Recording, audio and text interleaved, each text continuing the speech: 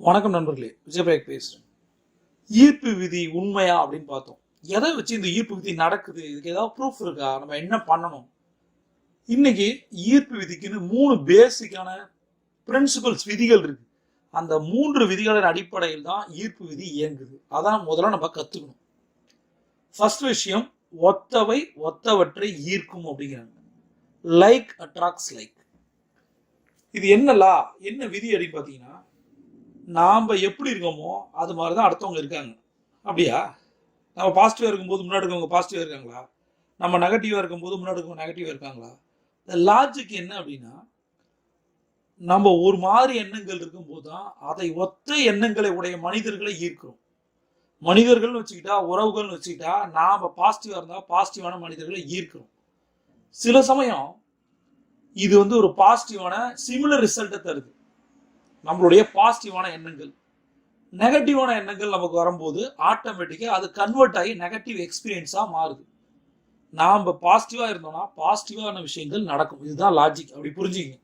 நாம நேர்மறையா இருந்தோம்னா கண்டிப்பா விஷயங்களும் நேர்மறையா தான் நடக்கும், பாசிட்டிவா நடக்கும். நாம நெகட்டிவான திங்கிங்கை போட்டோம் அப்படின்னா கண்டிப்பா நமக்கு ஏற்படும் அனுபவங்கள் நெகட்டிவா தான் இருக்கும்.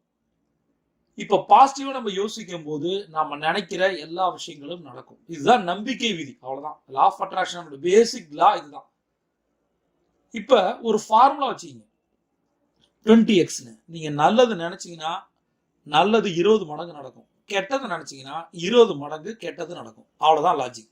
அடுத்தது இரண்டாவது படிநிலை என்ன தெரியுமா? நம்ம நெகட்டிவான எண்ணங்களை ஃபீலிங்ஸை போடும்போது நம்ம வேணும்னே இதை போடுறது இல்லை. நம்ம நெகட்டிவா இருக்குமா பாசிட்டிவா இருக்குமா?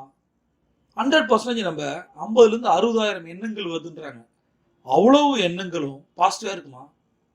இல்லை எல்லா நேரமும் ஒரு மனிதன் பாசிட்டிவா இருக்க முடியுமா? முடியாது. அப்ப என்ன பண்ணணும்னா, பாசிட்டிவா இல்லைனாலும் நெகட்டிவா இருக்கக்கூடாது. அதை முதல்ல நம்ம பார்க்கணும். இதுதான் சொல்றேன், கான்சியஸ் மைண்டோட இருக்கணும். என்ன மாதிரி எண்ணங்கள் வருது? எண்ணம், சொல், செயல். இது 3 தான் பேஸ். நம்ம பாசிட்டிவா இல்லைன்னா நெகட்டிவான எண்ணங்கள் ஆட்டோமேட்டிக்கா உள்ள வரும். நெகட்டிவான மனிதர்கள் பாசிட்டிவா பேசுற மாதிரி நெகட்டிவான எண்ணங்களை நமக்குள்ள விதைப்பார்கள். நெகட்டிவான மனிதர்களை சுத்தி வச்சுக்கவே கூடாது. ஒரு 2 அடி கேப்ல அல்லது போன்ல பேசும்போதோ யாராவது நெகட்டிவா பேசிட்டாங்கன்னா உடனே கட் பண்ணிடணும், அவங்கள அவாய்ட் பண்ணிடணும். முடியலன்னா நம்ம நவுந்து வந்துடும். இப்படி நடக்கல அப்படின்னா கண்டிப்பா நம்ம பாசிட்டிவா இருந்தாலும் கூட ஒரு சில மனிதர்களுடைய நெகட்டிவான ஸ்ட்ராங்கான எண்ணங்கள் நம்மளை நெகட்டிவா மாற்றக்கூடும். நீங்க கான்ஃபிடண்டா இருப்பீங்க, முன்னாடி இருக்கவன் வேணும்னு ஏதாவது ஒன்று பண்ணுவோம், ஆட்டோமேட்டிக்கா நம்ம என்ன ஆகும்? நெகட்டிவ் ஆகும். நெகட்டிவ் ஆகும்போது ரிசல்ட் என்ன நடக்கும்? ஏற்கனவே சொன்ன மாதிரி 20x ஃபார்முலால இந்த ஈர்ப்பு விதி பிரபஞ்ச ரகசியம் வேலை செய்யுது. நீங்க நெகட்டிவா ஆனீங்கன்னா 20 மடங்கு நெகட்டிவான விஷயங்களை ஈர்க்க ஆரம்பிச்சிருவீங்க. தேர்ட் லா என்ன தெரியுமா? நம்ம நிறைய பேர் கடந்த கால கவலைகளை தூக்கி சுமந்துட்டு இருக்கும். அடுத்தது எதிர்காலம் என்ன ஆகும்னு ஒரு பயம் இருக்கு. கடனோ எதுவோ, இந்த கடந்த கால கவலையும் எதிர்கால பயமும் நம்மளை நிம்மதியா வாழ விடாது. இதற்கு நம்ம என்ன பண்ணணும்னா, நாம 3வது லாவை ஃபோக்கஸ் பண்ணணும். என்ன? இப்ப நம்ம ரொம்ப நல்லா இருக்கும், இந்த பிரசன்ட் மூமெண்ட்ல ரொம்ப நல்லா இருக்கும்.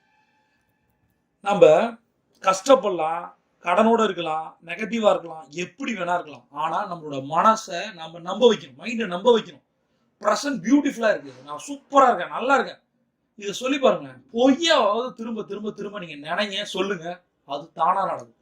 உங்களோட மனசை ஏமாத்த கத்துங்கன்னு நான் சொல்றேன். உங்களோட எனர்ஜியை ஃபோக்கஸ் பண்ணணும். நம்ம அன்ஹாப்பி சில நேரங்கள்ல பாத்தீங்கன்னா மகிழ்ச்சியற்ற தருணங்கள் வரலாம். ஏன்னா நம்ம எல்லாரோட மனிதனோட லைஃப்லயும் இது நடக்கும். 100% பிறந்ததுலேருந்து சாவர வரைக்கும் ஒருத்தர் சந்தோஷமா இருக்கான், நிம்மதியா இருக்கான் அப்படிலாம் எதுவுமே கிடையாது. லைஃப் மாறிக்கிட்டே இருக்கு, நிகழ்வுகள் மாறிட்டே இருக்கும். நேற்று நல்லா இருப்போம், இன்னைக்கு வேற மாதிரி இருப்போம், லாஸ்ட் செகண்ட் வேற மாதிரி இருப்போம், இந்த செகண்ட் வேற மாதிரி இருப்போம். இது ஏன் அப்படி நடக்குது? எப்பயுமே நீங்க கான்சியஸ் மைண்ட்ல ஃபோக்கஸ் ஆகிட்டீங்கன்னு வச்சுங்க, நல்லதை மட்டும் தான் நினைப்பேன், நல்லவனை மட்டும் தான் என் வாழ்க்கையில விடுவேன் அப்படின்னு நினைச்சிங்கன்னா அது ஆட்டோமேட்டிக்கா எனர்ஜியா மாறும்.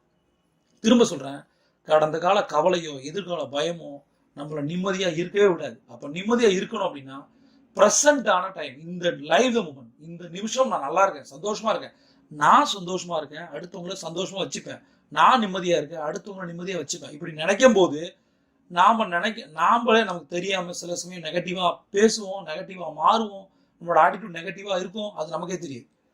அது இல்லாம போகும். நான் பாசிட்டிவா இருக்கேன், பாசிட்டிவான விஷயங்களை மட்டும் பேசுறேன் அப்படின்னு நினைச்சாலே போதும். நான் பாசிட்டிவான விஷயங்களை நினைக்கிறேன், அதை மட்டும்தான் நடத்துவேன். இதே மாதிரி திரும்ப திரும்ப திரும்ப நினைக்கும் போதும் சொல்லும் போதும் இப்ப இந்த நிமிஷம் நீங்க பாசிட்டிவா மாறுறீங்க, சந்தோஷமா நிம்மதியா. பிரபஞ்சம் எல்லாவற்றையும் கொட்டி தரும். சரியான விதிகளின்படி நடந்தா சியோண்டா.